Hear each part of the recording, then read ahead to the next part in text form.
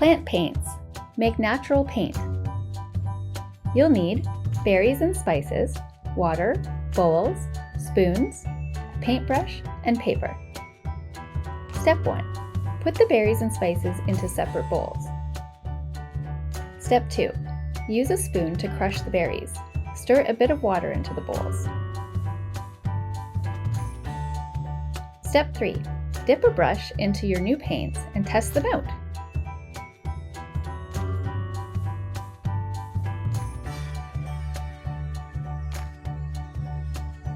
Which color do you like best?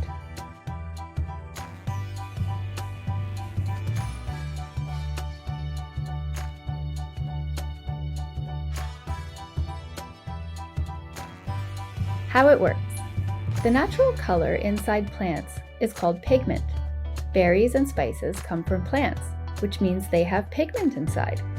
When you crush berries or mix spices with water, the pigment comes out and you can paint with it. Have fun!